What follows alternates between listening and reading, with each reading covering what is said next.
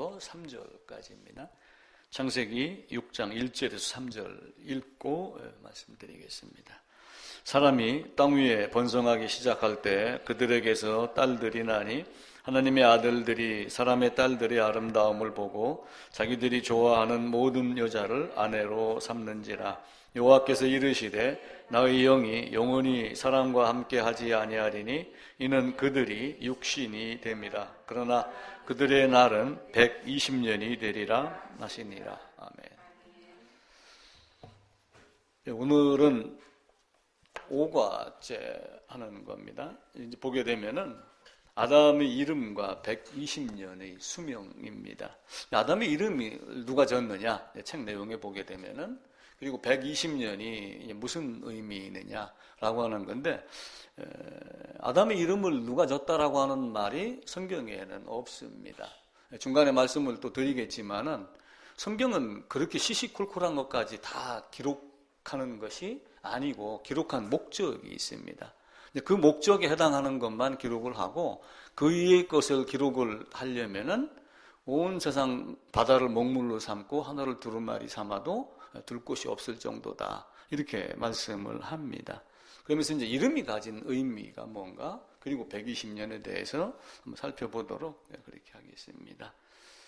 이름이라고 하는 것은 자식을 낳으면 이름을 누가 져요? 아버지, 부모가 지입니다. 너는 내 거야. 너는 내 말을 들어야 되는 존재야. 그게 이름을 지어주는 주목적입니다.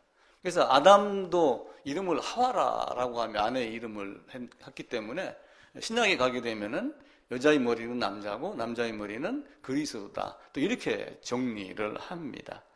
이름으로 그 사람을 정의를 하는데 저 이름은 관자 식자입니다.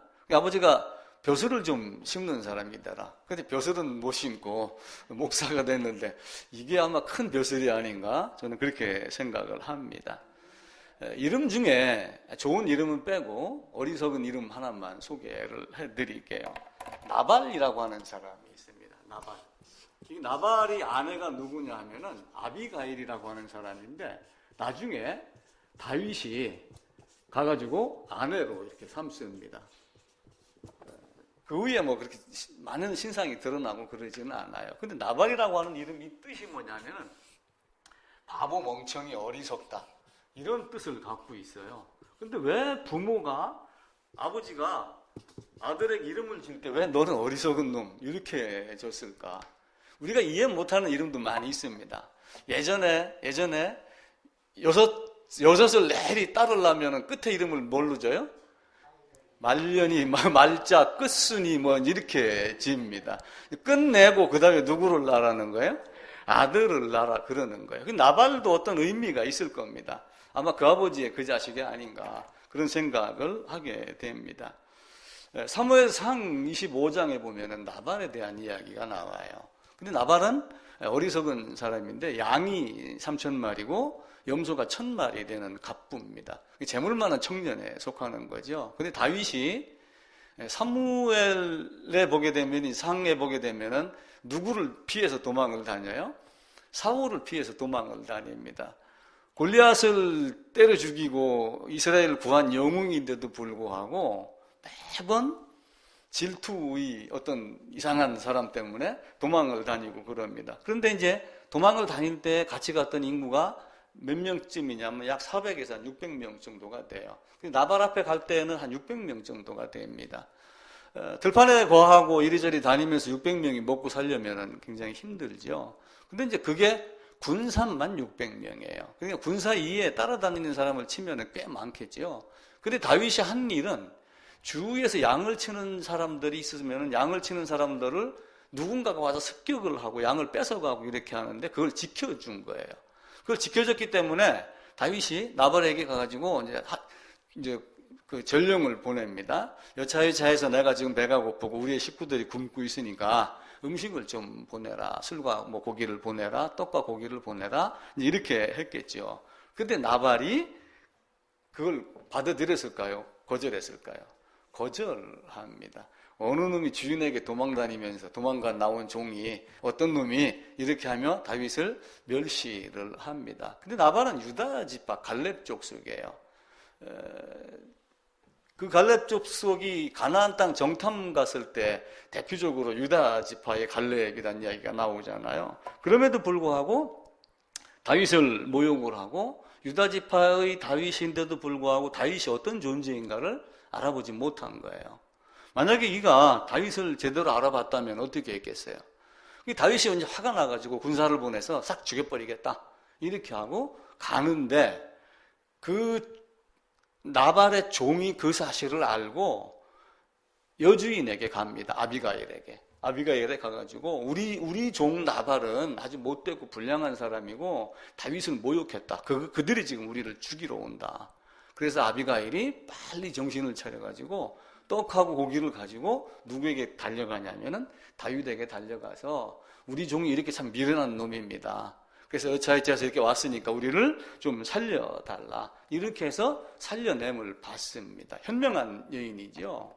현명한 사람과 함께 있느냐 없느냐에 따라서도 다르게 됩니다. 아비가일도 현명했고 그 종도 현명했죠. 또 현명한 사람이 또 한 사람이 있습니다. 나아만 장군이에요. 나아만 장군이 이스라엘을 침공을 해서 종들을 많이 잡아가는데 그 중에 여종 하나를 자기 아내의 몸종으로 주었어요. 근데 나만이 뭐가 걸린 거예요? 문둥병이 걸린 거예요. 문둥병이 걸리면은 어떻게 됩니까? 그 그룹에서 떨어져 나가 살아야지 돼요. 그 우시아라고 하는 왕이 잘못하다가 문둥병이 들었습니다. 그러니까 왕이라 할지라도 별궁에 갇혀가지고 죽을 때까지 따로 지냅니다. 그럼에도 불구하고 나아만 장군은 워낙 강했던지 아람 왕의 신임을 받아서 군대 장관, 지금의 국방부 장관 노릇을 계속 하고 있었죠. 그런데 그 중에 그 여종이 우리나라에는 병을 고치는 사람이 있다 해가지고 엘리사를 찾아가라 해서 엘리사를 찾아갑니다. 근데 일국에 내가 나보다 더 강한 나라, 그죠? 이 나라를 친 나라의 왕이, 예를 들면 한국에 미국의 국방부 장관이 와가지고 삼성병원에 와서 고쳐내 이렇게 하게 되면 어떻게 하겠어요? 당장에 어떤 비선을 통해 가지고 청와대에다 보고를 하고 국방부 장관을 해서 고쳐라 합니다. 뭐 이런 얘기를 하겠죠. 엘리사가 그에게 뭐라고 얘기를 했냐면은 눈은 나가지도 않고 저 요단강 거기 가서 물 담궈라 이렇게 얘기를 하니까 나아만 장군이 내가 누군데 내 상처 위에 손을 얹고 기도를 이렇게 하지 아니하고 이렇게 하느냐라고 돌아가려고 하는데 같이 왔던 종들 중에 현명한 자들이 있어서 이대로 간들 당신에게 무슨 유익이 있느냐? 그래서 요단강에 몸을 담그죠. 근데 몸을 담근 게 문제가 아니라 사실은 이미 마음속에서 하나님께 굴복을 한 겁니다. 그래서 그때 당시에 수많은 문둥병자가 있었는데 나은 사람이 몇 사람이에요? 단 한 사람 나아만 뿐이었다라고 누가 증거를 해요? 예수님이 그 말씀을 하셔요. 그러니까 나아만이 문둥병에서 나았다고 하고 그 당시에 딱 한 사람 나았다는 것이 사실일까요? 아닐까요? 사실이죠. 성경에 기록이 되어 있고 예수님이 누가복음 4장에서 그렇게 말씀하셨기 때문입니다. 나발은 양이 3,000마리고 염소가 1,000마리입니다. 어찌 보면 군대 장관보다 더 부족한 존재예요. 근데 계급장을 안 띄고 살았던 거예요. 계급장을 띄면 별것 아니거든요. 그래서 때로는 계급장이 필요하지만 때로는 계급장을 띨 수 있는, 나아만은 사실은 그 모습을 한 겁니다. 그러니까 내가 어떤 마음을 갖고 있느냐에 따라서 상대가 보일 때도 있고 보이지 않을 때도 있고 그렇습니다. 그런데 이 다윗이 이제 어떤 형편이 하나가 되냐면은 자기 아들 중에 압살롬이라고 하는 아들이 있어요. 머리도 길고 아주 멋진 이런 사람입니다. 그런데 반역을 해갖고 맨발로 막 도망을 갑니다. 아니 사울에게 도망 다닐 때도 억울했는데 아들놈한테 또 도망을 다니니까 얼마나 기가 막혀요. 시므이락 하는 친구는 돌멩이까지 던지면서 이 미친놈 이렇게 하면 절대로 다윗이 돌아오지 않을 걸로 생각을 했죠. 그런데 그 중에 바르실레라고 하는 사람이 있는데 그 사람 이름의 뜻이 철인, 막 강하다 아니면 뭐 이런 뜻일 거예요. 그 사람이 다윗을 공개를 합니다. 도망가는 그 다윗을. 다윗이 누군가를 아는 거예요, 사실은. 그러면서 룻기서에 보게 되면 마지막에 뭐가 나와요? 유다 쭉 넘어오다가 보아스, 오벳, 이세, 다윗, 그리고 사실은 사무엘 하 7장에 가게 되면 다윗의 시로 말미암아 영원한 통치자가 나온다라고 하면 예수 그리스도의 모형을 미리 보여주거든요. 아마 바르실라는 그걸 보지 않았는가, 저는 그런 생각이 들어갑니다. 그런데 나중에 이제 압살롬을 제압을 하고, 그리고 다윗이 돌아갈 때 바르실레를 찾아가가지고 성으로 같이 가자, 이렇게 하는데, 내가 이제 나이가 80이 넘어서 늙었고 간들 내가 음악이 즐겁겠습니까? 음식을 많이 준다고 해야 내가 입이 즐겁습니까? 내 아들을 데려가세요. 그래갖고 아들을 데리고 가가지고 같이 성에 거합니다. 그러다가 다윗이 죽기 전에 바로 유언을 하며 솔로몬에게 이 바르실레 아들 무슨 김인가 그래, 이 사람을 너희 상에서 같이 먹게 해라, 이렇게 하며 솔로몬과 한 상에서 밥을 먹게 합니다. 그거보다 더 좋은 혼인잔치가 어디 있어요? 그죠? 그러니까 내가 어떤 존재, 이름에 따라서 어떤 존재냐, 어떤 이름을 알아봤느냐, 알아보지 못했느냐에 따라서 인간은 천차만별로 나중에 차이가 납니다.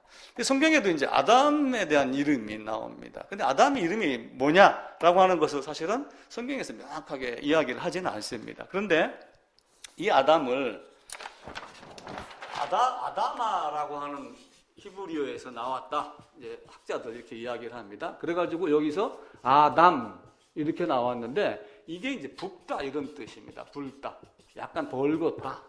근데 결국 아담을 뭘로 만들었어요?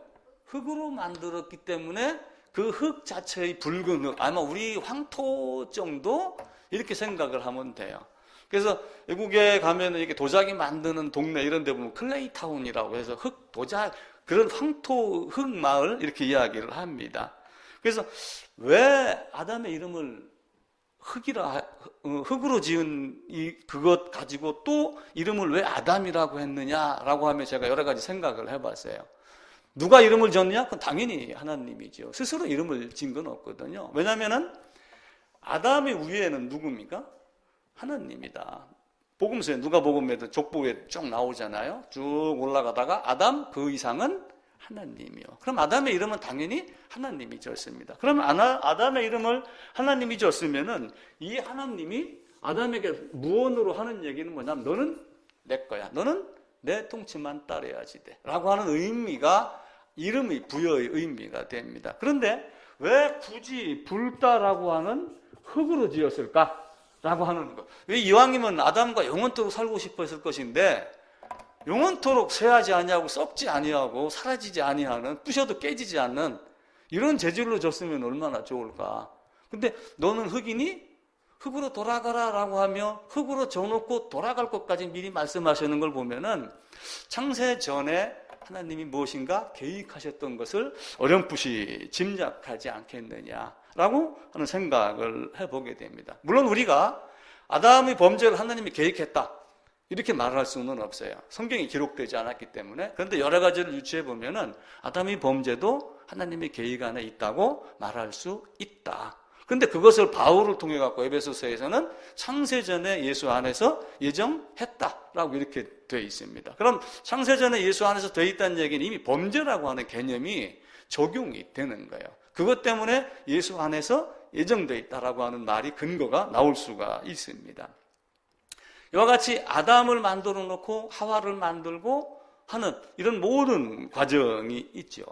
그래서 남자를 이제 히브리 말로는 이쉬를 한다.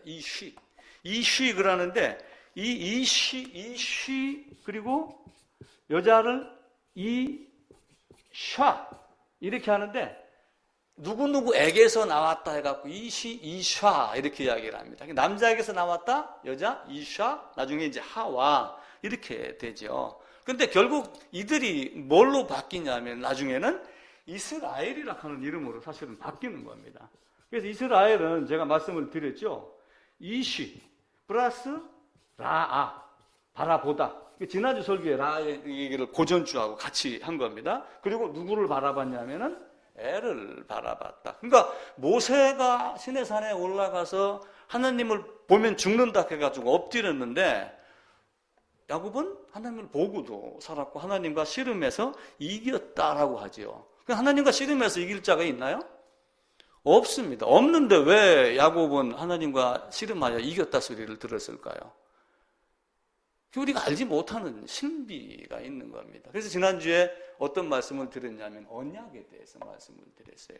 언약은 하나님의 약속이지만 바꾸어 얘기하면은 하나님이 인간과 언약하며 아담과 언약하며 아담 안에 있는 아담들과 언약하며 아담에게 스스로 구속당하는 것, 아담에게 스스로 속박당하는 것, 그게 나와의 언약입니다.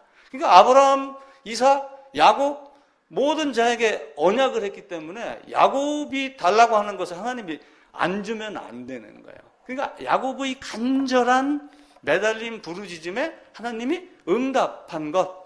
그러니까 출애굽할 때도 이스라엘 백성들이 부르짖었잖아요. 그 부르짖지 않았으면 어떻게 됐을까요? 그래도 430년이 되면 구해냅니다. 그런데 하나님은 묘하게도 그 시점이 될수록 부르짖는 목소리가 커지게 만듭니다. 그런데 일부의 사람들은 우리 강호사님이 그 얘기를 했죠. 부르짖지 않냐고 그때부터 나는 내 힘을 써서 어떻게 하면 내가 하나님의 일을 도울까 이렇게 작정을 하고 열심히 했었다. 근데 그 부르짖지는 나는 못합니다. 나는 그냥 흙으로 있다가 흙으로 돌아갈 수 있는 이런 존재밖에 안 됩니다. 라고 하는 것을 하나님께 고백하는 것. 그러니까 내가 내 힘으로는 도저히 할 수 없고 오직 하나님만이 가능하신 겁니다. 라고 하는 것을 고백하는 게 사실은 부르짖는 겁니다. 이스라엘 그 60만 대군이 있었어도 애굽의 군사를 마주대하지 못했잖아요. 그 채찍에 그냥 맞고 종로로 타고 그렇게 하고 그들이 주는 먹이를 먹고 거기서 그냥 노예 노릇하고 이렇게 한 것이 전부입니다. 그래서 아담, 나발 뭐 여러 가지 이름이 있지만 하나님이 우리에게 준 것, 이스라엘이란 이름도 마찬가지예요. 하나님이 이스라엘에게 이름을 준 것도 사실은 죽지 않는 것은 이미 죽었기 때문에 죽지 않는 거예요. 거룩하신 하나님 앞에 서려면 어떤 존재가 돼야 되냐면 거룩한 존재가 돼야지 돼요. 그러니까 죄값으로 죽고 그 나의 임무는 예수 안에서 죽는 것뿐입니다. 그럼 누가 살아나요? 주님이 살아나면 나를 살려내는 것. 그래서 그 죽음 안으로 들어가는 그것까지가 내가 할 수 있는 거예요. 그래서 하나님은 우리에게 너는 그런 존재야. 너는 흙이란 존재야 라고 하며 아담이란 이름을 부여했고 아담에게서 나온 우리 모두가 다 너도 역시 먼지요 티끌이다 라고 하며 우리가 그런 존재밖에 되지 않는다 라고 하는 것을 우리에게 말씀을 합니다. 그럼에도 불구하고 인간들이 자기를 높이고 나는 이런 존재입니다. 비서실장만 돼도 제2인자 하면서 다음 대권을 노린다는 등 신문에 뭐 이런 얘기 많이 나오잖아요. 근데 정리를 하면은 아담 너는 내 거야. 너는 내 말만 들어야지 돼. 너는 나에게 도전하면 되는 존재야 안 되는 존재야. 도전하면 안 되는 존재야. 근데 아담이 도전을 했잖아요. 그래서 너는 흙이니 흙으로 돌아가라 라고 하고 결국은 흙으로 돌아간 존재. 그런데 아담에게는 은혜를 입혔습니다. 그게 뭐예요? 가죽 옷을 지어 입혔죠. 근데 죄책은 벌책은 받습니다. 그럼에도 불구하고 그를 살려내겠다라고 하는 언약을 했기 때문에 그를 살려내는 거예요. 살려내는 방식은 딱 하나잖아요. 저 죄인 대신에 죄값을 없애주는 것. 근데 공의는 어떻게 한다고 그랬어요? 그냥 덮어주는 것이 아니라 반드시 죄값을 치르는 것. 그러니까 죄값을 치르기 위해서 그를 죽이면 어떻게 돼요? 죽어서 흙으로 가면 끝이잖아요. 살을 수 있는 죽음을 죽이는 것. 그게 예수 안에서의 모습입니다. 그러니까 아담을 만들고 아담을 다스리는 분은 한 분 하나님이다. 누가 이름을 졌는지 성경이 기록하지는 않지만 그것은 반드시 하나님 한 분뿐이다 라고 하는 것. 세상 모든 권세가 사실은 아담에게 대리통치권을 줬기 때문에 모든 것이 사실은 누구에게 속한 거예요? 아담에게 속한 거예요. 그런데 아담이 하나님께 속했기 때문에 하나님의 창조물이 물론 하나님 권세에다 속했죠. 그래서 아담이 아무리 큰 소리를 쳐도 결국은 다 하나님에게 속한 것, 하나님의 것. 그러니까 아담은 청지기에 불과한 존재. 근데 이제 그들이 다시는 범죄하지 않을 나라, 범죄하지 못하는 새 예루살렘에 들어가기 위해서 이런 과정을 겪지 않느냐라고 저는 생각을 합니다.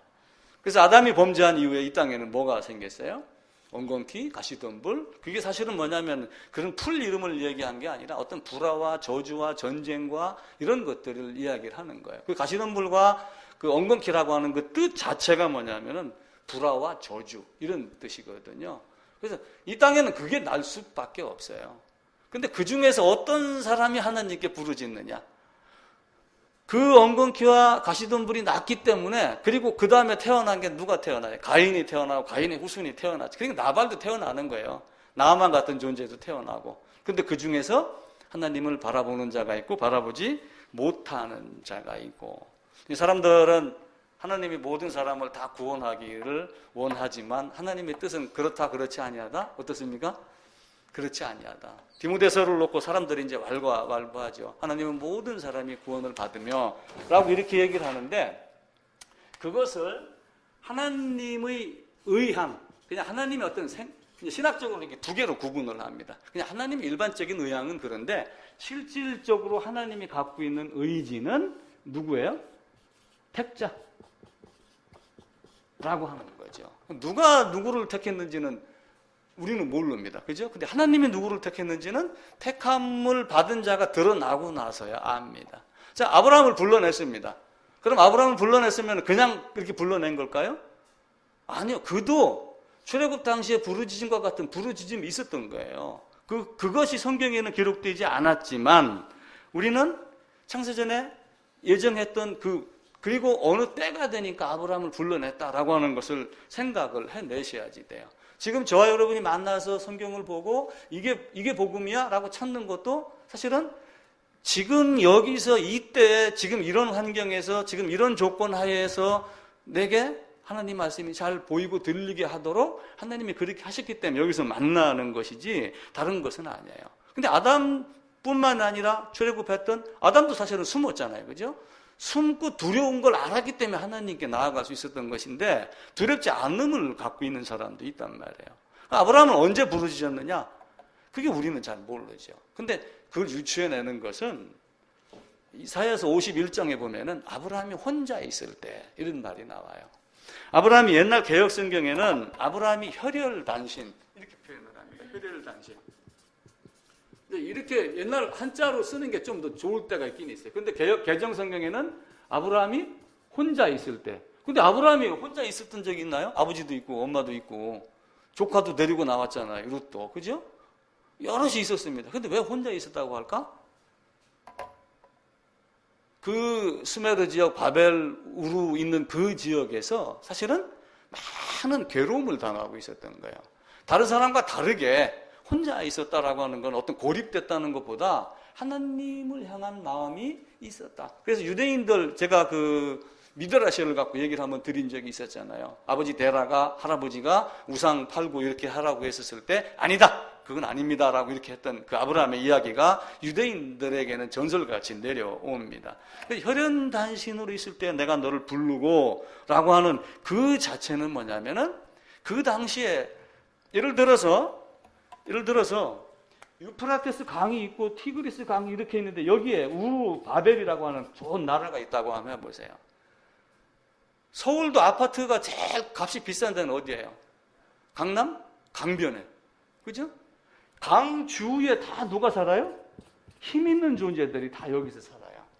이 틈에 껴가지고 아브라함이 얼마나 애로운 고통 속에서 하늘을 바라보고 부르짖었을까.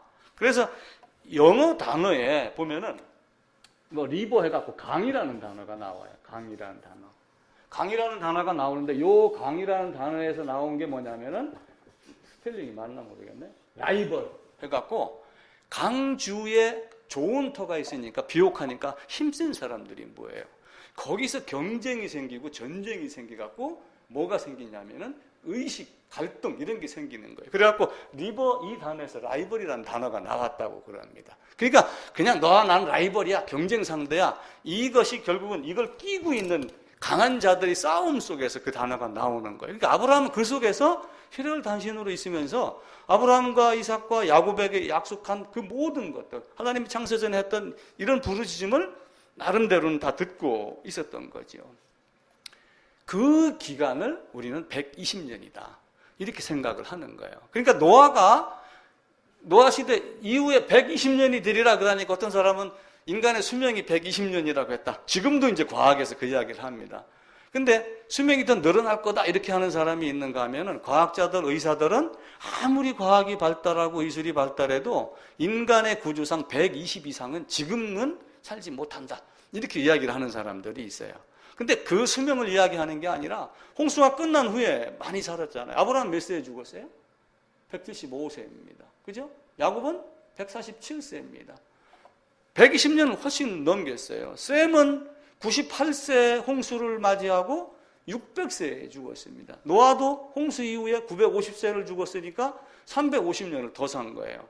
그러니까 홍수 이후의 기간, 이런 기념이 아니라 앞으로 120년의 시간을 주고 회개할 시간을 주겠다. 이게 120년의 의미라고 보는 게 가장 좋을 것 같고, 책에서도 이제 그 신교수도 그렇게 이야기를 합니다. 우리 베드로 후서 한번 찾아봅시다. 성경 저 뒤로 가셔가지고 베드로 후서입니다. 베드로 후서 3장 6절 7절입니다. 제가 읽을게요. 이로 말미암아 그때의 세상은 물이 넘침으로 멸망하였으되 이제 하늘과 땅은 그 동일한 말씀으로 불사르기 위하여 보호하신 바 되어 경건하지 아니한 사람들이 심판과 멸망의 날까지 보존하여 두신 것이다. 그런데 3절에 보면은 먼저 이것을 알지니 말세에 조롱하는 자들이 와서 자기의 정욕을 따라 행하며 조롱하여 주께서 강림하신다는 약속이 어디 있느냐. 이렇게 다른 생각을 하고 살고 있습니다.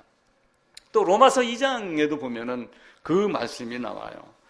하나님의 인자하심이 너를 인도하여 회개하게 하심을 알지 못하여 그의 인자하심과 용납하심과 길이 참으심의 풍성함을 멸시하느냐? 로마서 2장에 그 말씀이 나옵니다. 그러니까 사람들은 120년이라는 시간을 주었습니다. 그 120년이 어떤 사람에게는 30이 될 수도 있고 어떤 사람에게는 50이 될 수도 있겠죠. 어제 저녁 뉴스에 보니까 저 홍성 어디에서 대학생 4명인가 5명이 차를 타고 가다가 술을 먹고 죽었더라고요. 그 120년이 그들에게는 20몇 년으로 줄을 수도 있겠죠. 자, 120년이라는 시간을 뒀는데, 자, 보세요. 120년의 시간을 갖고 쓰는 방법이 다 다른 거예요. 자, 노아는 120년 동안 뭘 했어요? 노아. 120년 동안. 방주 만들어라. 노아 식구는 이렇게 가지고 뭘 만들었냐면 120년 동안 방주를 만들었어요. 그 나머지 사람들은 뭐 했어요? 마태복음 24장, 누가복음 17장에 보면은 먹고 마시고 이렇게 하다가 멸망당하는 그 순간도 모르고 죽는 거예요. 그러니까 시간을 활용하는데 어떤 사람은 방주를 만들고 어떤 사람은 먹고 마시고 보기에 먹음직하고 지혜롭게 할 만큼 탐스럽기도 한 거기에 매여 있는 거예요. 우리는 어떠한 삶을 살아야 되겠어요? 인생 순간입니다. 시간이 갈수록 가는 시간이 빨라요. 엊그제 1월달 되는 것 같은데 벌써 12월 달입니다. 노아의 방주는 문제는 뭐냐면은 노아가 왜 방주를 만들었냐고 하는 거예요. 그러니까 이 땅에서는 방주 만들자 하면서 교회당 건축하고 앉아 있는 거예요, 지금. 그게 문제인 거예요. 문제는 노아에게 방주 만들 자격이 왜 생겼느냐, 어떻게 생겼느냐를 먼저 보셔야지 돼요. 노아에게. 그럼 노아가 열심히 해서 그랬는가요? 노아는 당대 의인이요. 그러면 노아가 얼마나 열심히 살고 얼마나 행위가 깨끗했기 때문에 그렇게 했겠어요? 바울의 말에 의하면 절대로 그렇게 될 수 없죠. 노아도 하나님의 복음을 아는 거. 아브라함에게는 미리 말씀을 하셔요. 먼저 아브라함에게 복음을 전했다라고 하지만 아담, 아벨, 셋 거쳐 내려오면서 아담이 겪었던 하나님을 만났던 가죽 옷 입었던 이 내용들이 쭉 전달해 내려오지 않겠어요? 그 노아가 그걸 알죠. 하나님이 그를 그래서 의롭다 하신 거예요. 그 레위기에 있는 제사의 과정을 노아가 이미 알고 오실 그리스도를 바라봤기 때문에 이제는 방주라고 하는 배를 통해 가지고 세상 사람들에게 종말의 모습을 가르쳐주고 또 한편으로는 헛된 데 가서 먹고 마시고 하는 이걸 끊고 우리의 성화의 삶, 이 삶을 살아가는 과정, 이게 되지 않았는가라고 하는 거예요. 배를 만들면 그냥 물에 띄웁니까?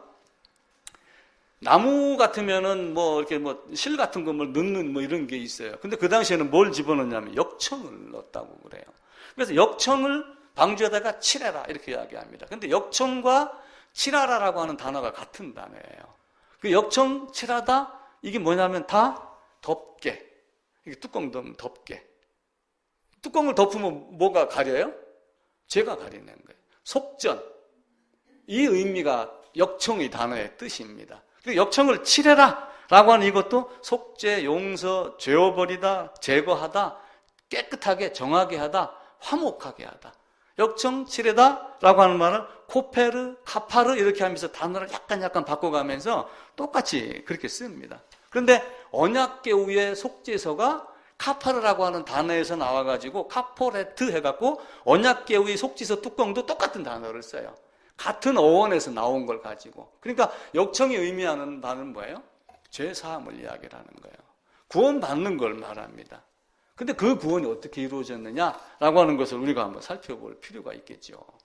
그래서 우리는 방주 안으로 들어가야 돼 그래갖고 방주교회도 생기고 어떤 단체 안으로 지역 안으로 막 옮겨 다니는 사람도 있고 그럽니다. 근데 그게 문제가 아니라 예수 안을 먼저 생각을 하셔야지 돼요. 어떻게 하면 내가 예수 안으로 들어갈까? 어떻게 하면 그 연합이라고 하는 그 신비를 통해서 예수 안으로 들어갈까? 그 예수 안으로 들어가지 않으면 예수의 죽음이 나의 죽음이 되나요? 그분의 죽음은, 나를 빼는 그분만의 죽음은 아무리 세상 사람들에게 칭송을 받아도 나하고는 관계없는 거예요. 내가 그분과 연합되지 않으면은 안 되는 거예요. 그냥 단순하게 미국의 땅덩어리 여러 개에서 유나이티드라고 하는 그런 연합의 단어를 쓰는 경우도 있지만 그 안에 심겨지다라고 하는 플랜티드라고 하는 단어가 있어요. 그러니까 그 안에 자, 여러분 만약에 옷감을 가지고 물을 들이려고 생각을 해보세요. 그럼 물을 뿌립니까? 물통에다 집어넣습니까? 물감통 안에다가 집어넣어요. 그럼 집어넣고 가만히 바라보나요? 맨발로든 장화를 신든 가서 집 밟고 이렇게 해야지 속까지 다 스며들고 그러죠. 그 예수님 안으로 들어가지 않는 신앙, 거짓 신앙입니다. 정말로 예수 안으로 들어갔는가? 정말 예수 안에서 죽었는가? 이거를 곰곰이 살펴봐야지 돼요. 그래서 이 땅에는 세 개의 방주가 있어요. 방주가 세 개가 있는데 이제 괴라고 그러죠, 괴. 그리고 이제 아크라고 이렇게 얘기를 하면서 괴라고 그러는데 노아의 방주라고 하는 게 이제 아크예요, 아크. 근데 또 하나는 뭐가 있냐면은 모세의 갈대 상자. 그것도 아크예요. 똑같은 아크. 근데 모세가 담겼던 갈대 상자도 나무 진하고 뭘 바르라고 이렇게 이야기를 합니다. 역청과 나무 진을 칠하고 라고 이렇게 이야기를 해요. 그래서 다 뭐가 돼? 밖에서 스며들지 못하게 완전하게 보호해주는 도피성과 같은 그런 모습을 가져요. 언약궤도 사실은 피를 속죄서 위에다가 뿌리잖아요. 그래서 이제 우리는 그 아담의 이름 또 120년 어떤 이런 의미를 복음하고 좀 연관시켜 보면은 얼마나 좋을까. 그리고 또 한편으로는 나는 어떤 이름을 하나님 앞에서 어떤 이름을 가졌는가. 그죠? 그렇다고 우리가 뭐 작은 예수 이렇게 말하면 아주 시건방진 겁니다. 작은 예수라고 하는 이런 말은 쓰는 사람은 아주 못된 사람이에요. 그럼에도 불구하고 예수 안에 들어가서 가장 존귀한 자 이름 같은 이름을 내가 얻어야지 됩니다. 홍수가 끝나고 뭐가 생겼냐면은 하늘과 땅을 잇는 뭐가 생겼죠? 무지개가 이렇게 있습니다. 무지개를 보면 통상 뭘 생각을 해요? 이렇게 있으면은 뭐 희망, 약속, 좀 좋은 쪽으로 생각을 하잖아요. 근데 무지개라는 단어가 사실은 세케트 해가지고 사냥꾼이 이렇게 활을 쏘는 그 활을 이야기하는 단어예요. 그래서 다시는 물로 심판하지 아니하고 불로 심판하겠다 이렇게 하죠. 그저께 이북에 북한에서 이렇게 GP라고 그러나요? 그 폭파시키는 장면이 텔레비에 나와서 화약이 들어가야 되죠. 지금 이 땅에는 엄청난 화약이 있습니다. 근데 만약에 지금 여기 산소가 20.3%인가 돼요. 약 21%. 나머지는 질소고 그 나머지 뭐 0. 몇 %, 1%는 다른 겁니다. 산소하고 질소의 비율만 만약에 산소를 30%, 질소를 70% 이렇게 하면 어떻게 돼요? 당장 여기 불덩어리 됩니다. 화약 필요 없습니다. 순간 하나님이 눈 깜빡하고 말씀으로 하면 세상은 불바다가 돼요. 베드로후서에 있는 그런 모습이 순간적으로 나오게 됩니다. 만약에 질소의 비율을 높이고 산소를 낮추면 다 질식해 죽지요. 인생은 순간입니다. 그래서 하나님이 우리에게 준 것, 이게 무슨 의미인가? 120년이라는 시간을 누구에게나 다 주었어요. 근데 그 시간을 어떻게 활용하느냐가 다릅니다. 대통령도 24시간. 그죠? 저도 24시간 받아요. 여러분도 아침에 딱 눈 뜨면 몇 시간 받아요? 24시간 받아요. 사람들이 24시간으로 잘라서 관리하기 좋게 한 거예요. 근데 그 중에 올바르게 쓰임받게 하고 올바르게 들여진 시간이 몇 시간 몇 초인가? 라고 하는 것을 생각을 해봐야지 돼요. 그 중요한 몇 가지 문장을 제가 한번 읽어드리겠습니다. 성경은, 같이 한번 따라해 보세요. 성경은 하나님 앞에서 저항할 수 없도록 인간에게 죄로 인한 가책을 주는 책이다. 예. 그게 그 파스칼인가 하는 사람이 그 이야기를 했어요. 우리는 파스칼 수학자 뭐 이런 것만 생각을 하잖아요. 예전에 공부 잘했던 사람, 의사, 뭐 수학자 이런 사람들은 다 성경을 보던 사람들이었어요. 그 사람이 한 말이 하나님 앞에서 저항할 수 없도록 인간에게 죄로 인한 가책을 주는 것이다. 성경을 보고 내가 어떤 존재인가를 아는 거예요. 근데 우리는 거기서 골라가지고 지 입맛에 맞는 것만 가지고 지금 신나는 있는 사람들도 많죠. 순간 사라집니다.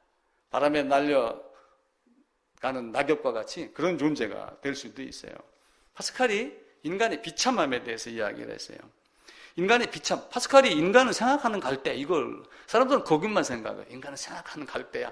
근데 생각하면서 뭘 생각했냐면 비참함에 대해서 생각을 한 거예요. 인간의 비참함이 뭐냐? 요한 1서에 보면은 육신, 안목, 세상의 자랑에 대한 게 나와요. 육신의 정욕, 안목의 정욕, 세상의 자랑. 근데 이제 창세기에 보게 되면은 그 내용이 또 나오잖아요. 선악과가 어떤 모습이었어요? 먹음직, 보암직, 지혜스럽게 할 만큼 탐나다라고 하는 요 세 가지의 타오르는 욕정, 욕망, 욕구의 불길이 강물처럼 넘쳐가지고 모든 것이 쓸려가 버리고 없는 황량한 저주받은 땅과 같은 게 비참합니다. 그 말을 너무 길게 그 양반이 만들었는데 그런 게 있어요. 신이라고 하는 것, 이 방주 만들 때 주위에서 끼웃거리는 사람 없겠어요? 다 있죠. 8명이, 노아 식구 8명이 뭐 크레인 동원해서 만들었을까? 그렇지는 않다고 생각을 해요. 도와주는 사람도 있었을 거예요. 근데 열심히 일하고 방지 못한 사람 얼마나 억울했겠어요. 그죠? 혹 이 땅에서도 그런 자들이 교회당 들락날락거리고 성경 암송하다가 지옥 가는 사람들도 의외로 많을 겁니다. 신을 의식하는 것은 사실은 누구를 의식하는 거예요? 자신을 의식하는 것이다. 종교가 생긴 것은 자신의 비참함을 말은 안 하지만 알기 때문에 종교라는 것이 생긴 거예요. 그런데 하나님을 제대로 찾지 못하지요. 그래서 인간이 위대하다라고 하지만 인간의 위대함은 자신의 비참함을 아는 것이다. 이것도 파스칼의 명언입니다. 그와 같이 인간의 비참함을 스스로 깨닫는 사람. 그래서 인간은 이 위대함과 비참함이 뒤섞여서 이해할 수 없는 혼합물이다. 근데 거기서 위대함을, 비참함을 찾는 사람은 진짜 위대한 사람이고 그렇지 못한 사람은 결코 그렇지 않다라고 하는 거죠. 그래서 모든 인간은 최고의 선을 갈망하면서도 인간의 힘으로 진리와 최고의 선에 도달할 수 없는 존재. 이게 파스칼이 인간에 대해서 정의를 한 겁니다. 물론 그것은 성경에서 정의를 한 것이죠. 근데 그걸 이제 사람들이 정의를 하면서 인간은 아무리 노력해도 스스로의 힘으로는 안 된다. 대기권을 통과하려면 우주선 안 타고는 안 됩니다. 사람이 혼자 날아간다 할지라도 뭔가 껍데기다가 뭔가를 씌워야 되지요. 마찬가지로 우리도 예수 안으로 들어가지 않으면, 아담이 입은 가죽옷 그리스도로 옷 입지 않으면 우리는 비참한 존재가 됩니다. 그래서 하나님이 모세를 통해서 율법을 준 거는 율법을 알아보고 열심히 지켜야 됩니다. 근데 그 지키는 것에 끝나는 게 아니라 지킬 수 없다는 걸 깨닫고 진짜 율법이 요구하는 게 뭔가, 진짜 마지막으로 율법이 요구하는 게 뭐겠어요? 율법이 요구하는 것,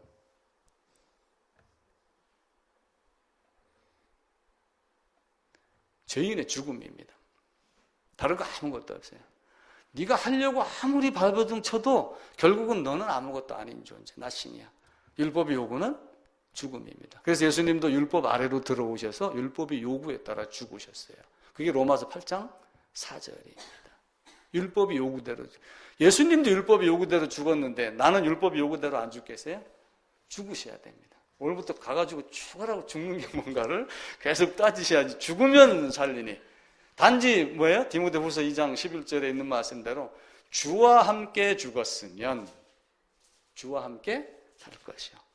혼자 주 빼놓고 혼자 죽으라고 죽으면 안 됩니다. 주와 함께 죽었으면. 주와 함께 죽으려면 주 안으로 들어가야지 돼요. 손잡아도 안 돼요. 옆에 있어도 안 됩니다. 목말타도 안 됩니다. 안으로 들어가야지 돼요. 그것을 여러분들이 캐내셔야지 됩니다. 120년 기간 안에. 그 기간이 짧습니다. 자, 아담 이름 하나님이 지신 것 120년이 우리 인생의 수명이 아니라 회개할 수 있는 기간이다. 저는 이렇게 정리를 했고요. 한번 자기들 삶을 잘 돌아보고 우리의 비참함이 뭔가, 우리의 위대함이 뭔가, 그리고 나라는 존재가 어떠한 존재인가, 능력이 있는 것 같고 그렇지만 사실은 아무것도 아닌 존재, 순간 사라지는 존재, 달팽이 크림을 아무리 얼굴에 발라도 때 되면은 쭈글쭈글해지는 존재. 그것이 우리 인간입니다.